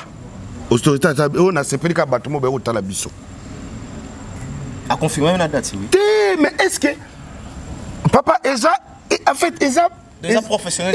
Ils ont théorité, ils ont banal. À l'obité, on a une vidéo au Piangatsko, Namona, ministre de Sport à l'obité. Voici les personnes qui vont se porter. Exact. Papa, oui, à un moment donné, il faut être professionnel. Mais non, on a fallu que papa, les mêmes éloquents, les gars qui peuvent faire. Oui, et là, au moment où on a parlé du peuple, il fait la mission à quoi. Bon, fingaye, hein. Bissoté, bah fingaye. Bon, Nazuka en général. Ok. Bon, fingaye pour rien. Aïe, ça rabino qu'il n'y aura rien. Et avant même que moi, je n'ai pas sur les gars, il y déjà qu'il n'y aura rien. Il y aura il y aura rien. Donc, tu boucles le Bumbashi, il n'y avait rien. À un moment donné, il faut arrêter. Vous savez, le 24, j'ai reçu une invitation de Jean-Claude Van Damme et Jackie Chan. Vous avez réussi? Oui, j'ai déjà mon invitation. Donc vous avez votre invitation de Jean-Claude Van Damme. Et puis je confirme ça devant ici. Oh non, arrête de faire. Non. La mauvaise campagne quand même. Il n'y a pas mauvaise campagne. Ça n'engage que moi. J'ai reçu mon invitation par Saphir Events. J'ai salé déjà Saphir Events. Donc, na PCP tout bazan na organisation la PCP va venir na Koko Rubenga Massama Jean-Claude Van Damme. Et puis tant on a eu invitation, bon comme na WhatsApp il y a venir na Koko na Jean-Claude Van Damme yemoko tiaga na kin parce que pendant Jean-Claude Van Damme alinga ki sala ki après comme cérémonie bango banda le 17 ici là le 24 alors na 24 on a ezala encore moi eza moi fête na suka moi ba prestation yo bikaka déjà nze monanga pa la on coupé décalé na ngana donc eza déjà sélectionné pour et puis balinga ki bazana besoin petit fali donc le 24 en tout cas, jusque-là, il y a un message donc, Petit Fali va se produire le 24 dans Katia, Stade des Martyrs. Oh là là. On a les bandes à Esplanade, quoi. C'est le Stade des Martyrs. Finale à martiaux qui se produit en showcase Petit Fali. Mais événement fait répéter le 24. Voilà. Non, en tout cas, je n'ai pas d'autres événements, ni moustiques, ni fourmis, ni cangriens, ni lézards, rien. Voilà, avançons. Donc, en tout cas, il y a un moussou, omoni ezarandeni. Si un événement qui se rapporte. Parce que sponsor a un tout place sérieux Zali. Vous comprenez? Très bien. Sérieux Zali. Là où il n'y a pas de sérieux, ça ne vaut pas la peine. Et je pense que Fadam Wana avant de le solo mais Fadam et Matissi ba panneau ça coûte pas moins de $4,000 et Matissi ba panneau Azara est monté faire pas Matissi ba panneau bon na on peut sur un exemple il y a Fadam et Mataki avant automoni pena ba banderole et puis RTN ont publié et publicité publié spot nango au moins 10 fois par jour ce que j'ai besoin. Bon, voyons voir les et puis l'État, il ne faut pas blaguer avec l'État. À tous les riches, l'État. Mais à qui la faute? Non, ils ont qui la faute. Ils ont kaka, Félix Bino, que Tissikoyo, président du Parlement, a un lien à Moutouté, va contacter qui était, va contacter le témoin, mais Bino, c'est la comédie. Déjà, dans la vie, il faut apprendre à commencer à regarder de la comédie. Boutangala un combat Jomo Bachokoboy qui fait de la comédie, à Zoa Pena papier, à Tchaboué, à Laxabino. Bobo, c'est une histoire. Bozo, c'est une histoire à Kalat. Donc, yo mutu moko ya boy a escroqué déjà mbongo. Trésor Congolo. A zongi sous quelques années après a nga escroqué. De hôtel et bobi non cette fois-ci c'est du sérieux. Non, si tu m'avais déjà arnaqué première fois, il n'y en aura pas de. Dans la vie, moi je suis comme ça. Donc mutu moko afanda pena bo yo kaba français, je vous assure, moi j'étais au cabinet de Bou Abimisa Labino Farde. Bobo c'est John. Jomo ba choko bo na ba favor. Trésor Congolo. Nani? Trésor Congolo, politologue. Yamakamuni. Yamakamuni ni papa mutu o ya bandeko ya azuli la nzala aipa fali pour pendant tongo boy a la même bâtiment petit déjeuner. Donc un monsieur comme ça costaud chez lui il déjeune pas. Mais c'est la vie hein. Quelle vie? Bon, restons dans la musique. Oh, franchement. On va chuter. Oui. Voilà. Donc moi je vous conseillerais au lieu de commencer à vous casser la tête, un jour, attendez de voir. Et puis, dans la vie, il faut qu'on vous appelle. Quand on vous appelle, vous voyez des trucs structureux. Autant la peine niveau bâti presse na ni nango monde ti boya boye makamba comédie boye événement. OK. Boye événement. Voilà. L'obito le bugona to ko ta stade botal londe podium esili. Boye événement. Événement auto mesana nango to betango to jongla ngo boye banda kala na Afrique mobimba. Vous comprenez? Voilà. Exactement. Donc ba pays tout Afrique boye bom mesana nango ke fallait pour passer par la première fois, il est habitué de jouer dans des stades et puis il passe à autre chose. Voilà. Aujourd'hui, ceux qui battent balingi va se produire bas aura notre temps. Battre belé bon mon arabango na ba TV na ba ko loba ba zo tana bango ba zo toka, ce n'est que des mythomanes au carré. OK, bazata na carnet d'adresse cité, ba compte ça qui ta demande écoutati. Ba futa et l'autre côté. Tu fais allusion là-bas. Papa, vous savez maintenant Bino Presse faut vous saganine. So bogi muto oh je vais me produire ndetitozawa, je vais me produire à Radisson ou bien à Edmond Hotel ou bien à Saphir ou bien banana balaction nous facture. Facture au peno louela qui sale. Bon l'acception de facture. Pour facture quand des kanga, au tout monde appelle que l'État congolais a remis la facture, c'est déjà payé. Voilà. C'est tout. Vous passez votre temps avec des paroles. Avec Ferregola, avec Ferregola, il a déjà remis $20,000. Hein? Il a remis $20,000.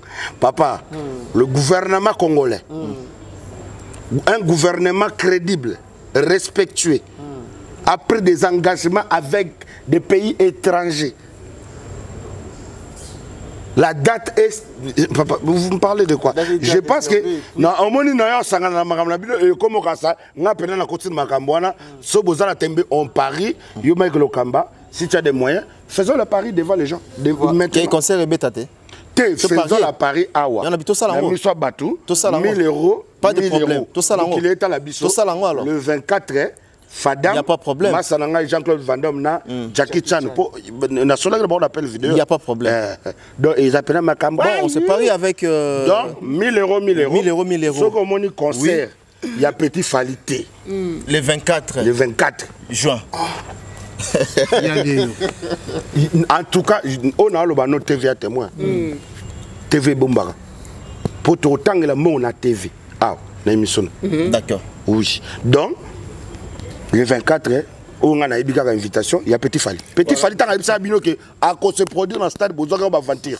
Mais tu as la Fadam et Petit Fali. Voilà. On a une question à Souka. Peut-être une question à Souka Yoro. Ouais. Par rapport il y a date. Pour les gens au combi.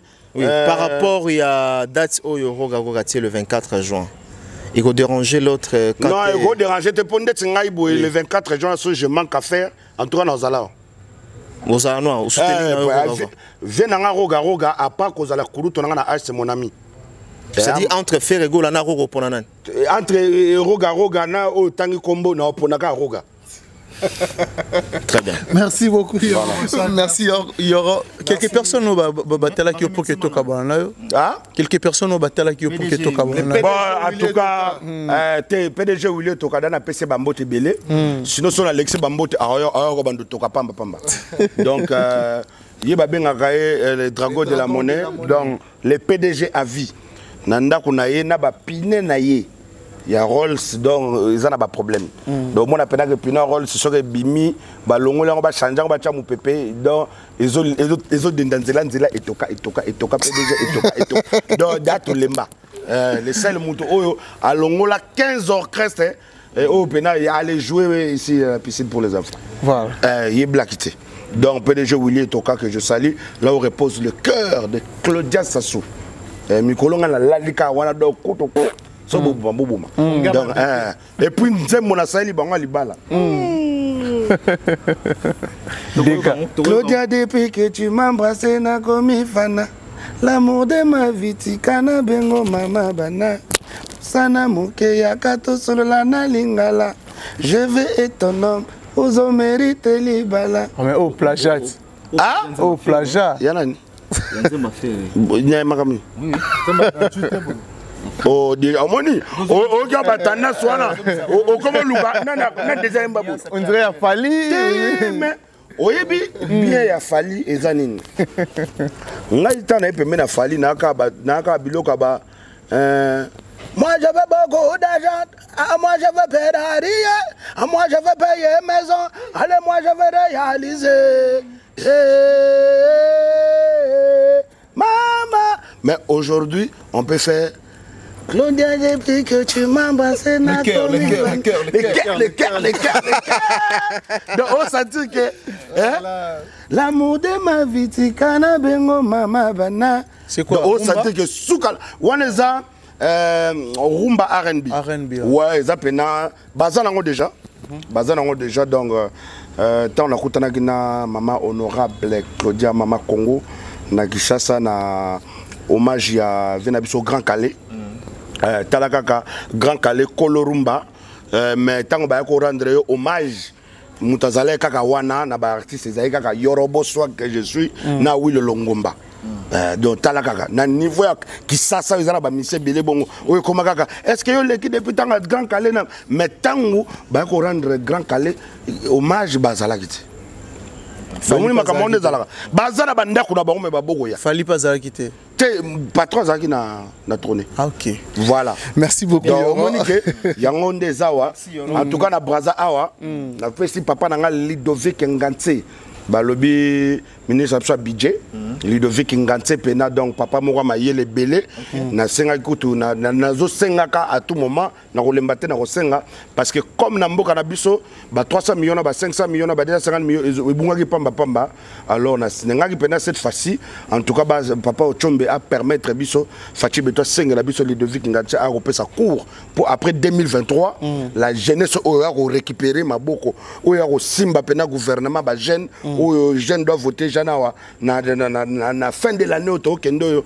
parce que tout le monde ba jeune ba tata ba ibitro ba tata ba tondakate ba pe mananu cette fois-ci en tout cas Fatia Rotikala parce que mon vision Fachi Beton ils ont vision moro il y a la jeunesse donc ils ont peine à batata société parce que et puis français nous so baya nango tilelo et comment nango français moko démagogique donc wana pena mystère IGF que je suis Yorobo Swag donc c'est la biso kaka Ludovic Ngantse na RDC européen ça cours na ba jeune o ba aussi ça na ba ista na ba IEC na ba IPC na ba Inikin o ba osimba pena gouvernement il y a renouvellement de la classe politique congolaise. Merci. Donc na papa Raoul Ominga na gestion na ye o to mona pena na discours auto salaire il y a 25 ans il y a SNPC il y a né na rataki en fait wana na kintele te deux personnes au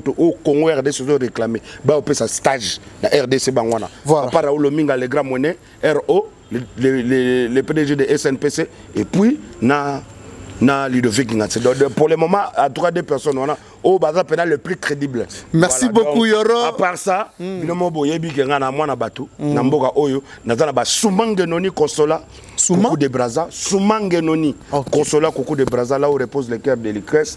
Donc na Bossanité na le bon dinga au bas. PDG Kouka César. César Kouka ouvre-toi. tozaka na kata mboka oyo na pesi Simplice Bata le Mbata Bembongo Bata Maman colonel Mbote Belé wana ba batu oyo ba na VIP ya concert ya le 27 mai awa na kata 28 hein le 28 mai 28 mai na stade kama na stade de comme Samba Débat concert VIP na place VIP na stade to tikala makamba VIP awa na anoka na wana ba patron mais na ki niveau patron na baba ya stade. Très bien. Eh bon, au moins et vous, il y a des VIP. Okay. Hein? Concert VIP sur au monde bon. Bon bah ça bah tonton warrior VIP. Donc bah pena bah grand frère Oyo bah porta fali ne mitema.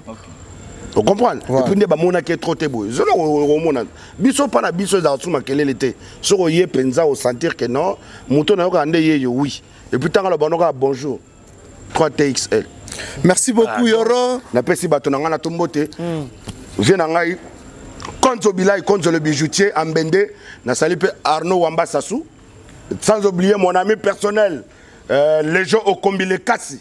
Donc, Nabo Saniete, et puis staff Langa Mobimba Brazzaville, Bazangoul, tout Tanaka Kuna, Ana Komo Keliaka. Parce que si je dépasse l'air de moi. Merci beaucoup Yoro. Je pense que Oyoki conseille. Merci beaucoup Yoro. Quelques personnes pour que tu aies Nayo. Napesika Mbote na Marcelo Juif Noir. Un grand merci Nayo Motema Arla la mère de Jimo. Napesika Mbote na Eti Poele Colo Technique. Napesika Mbote Eti Poele toujours présent. Donna Marceline Kabelo Motona Nzambe Bongo na maison clé de la victoire.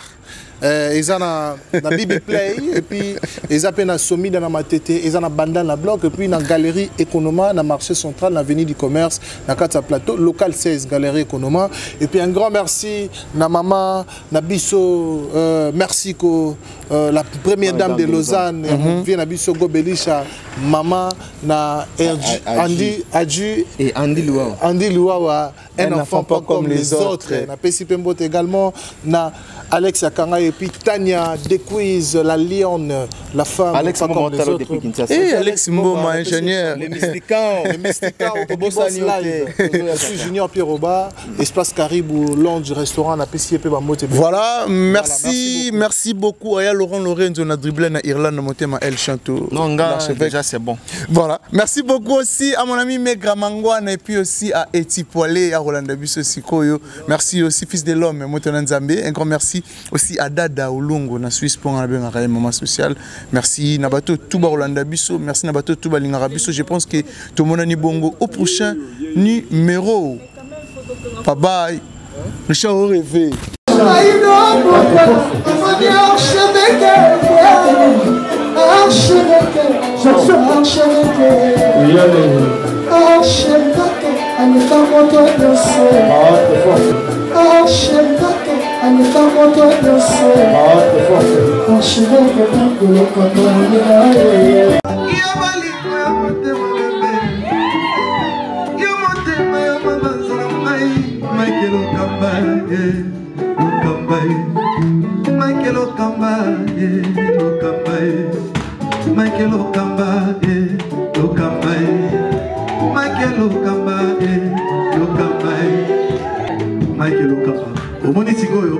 L'artiste, c'est l'improvisation. Na honoré dans l'émission. Africa Elengi TV, votre chaîne, l'incontournable, la star des chaînes.